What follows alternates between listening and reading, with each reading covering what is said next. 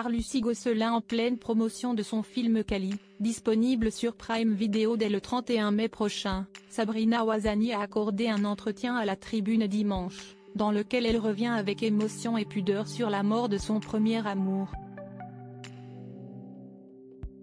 En juillet 2009, le comédien Yasmine Belmadi, à qui elle était fiancée, a perdu la vie dans un accident de scooter. Chaque 18 juillet, Sabrina Ouazani vit une épreuve douloureuse qui la ramène des années en arrière. L'actrice, qui a longtemps été en couple avec Franck Gastambide, ils sont séparés depuis 2021, a connu une première histoire d'amour qui l'a marquée à vie. Fiancée au comédien Yasmine Belmadi, la jeune femme a fait face à la pire épreuve de sa vie en juillet 2009, lorsque celui qu'elle aurait dû épouser 3 mois plus tard a trouvé la mort dans Paris, à la suite d'un terrible accident de scooter. Comme le relataient nos confrères du Parisien à l'époque, le trentenaire rentrait de soirée aux alentours de 6 h du matin lorsque le drame s'est produit. Alors qu'il jetait une cigarette par la fenêtre, Yasmine Belmadi, distrait, a heurté un lampadaire. Le choc a été si violent que le jeune homme a été évacué en urgence absolue à l'hôpital de la Pitié-Salpêtrière. Malheureusement, les blessures se révéleront fatales, et l'étoile montante du cinéma français, qui avait reçu en 2000 le prix du jury du meilleur second rôle masculin au festival Jean Carmet de Moulins pour un déménagement considérable, décédera à l'âge de 33 ans. Ils avaient entamé les préparatifs de leur mariage. La mort de Yasmine Belmadi est intervenue 4 jours seulement avant la sortie du film Adieu Gary, dans lequel il donnait la réplique à sa fiancée Sabrina Ouazani.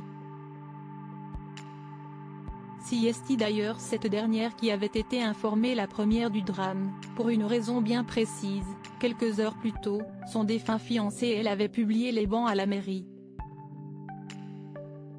La police m'a appelé en premier, car on venait de déposer à la mairie des papiers pour se marier 3 mois plus tard, a confié la comédienne à nos confrères de la Tribune dimanche ce 19 mai 2024, à l'occasion de la sortie de son film Kali, dans lequel elle donne la réplique à Philippe Bas.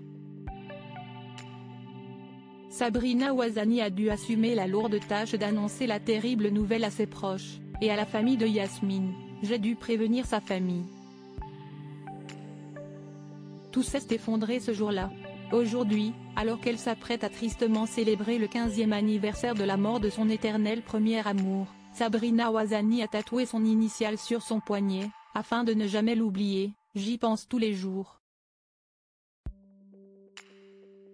C'était quelqu'un de si libre, un acteur doté d'un instinct hors norme. Un animal sur les tournages, sans lui, je vivrais toujours avec un petit goût amer et de moins bien. Sabrina Ouazani a gagné une sœur. Son deuil, Sabrina Ouazani l'a surmonté péniblement, mais y est parvenue grâce à l'islam. Si est ce que révèle la sœur du défunt, avec laquelle Sabrina a gardé contact, bien des années après le terrible drame. Sabrina s'en est remise à Dieu, pour se relever de cette épreuve. Comment expliquer une telle tragédie autrement que par sa volonté? De mon côté, il m'a enlevé un frère, mais il m'a donné une sœur. Car sa disparition nous a unis à jamais avec Sabrina. Chaque 18 juillet, Sabrina Ouazani rend hommage sur Instagram à son cher et tendre, comme en 2021, où elle avait sobrement publié un dessin symbolisant une femme éplorée tenant un cœur arraché.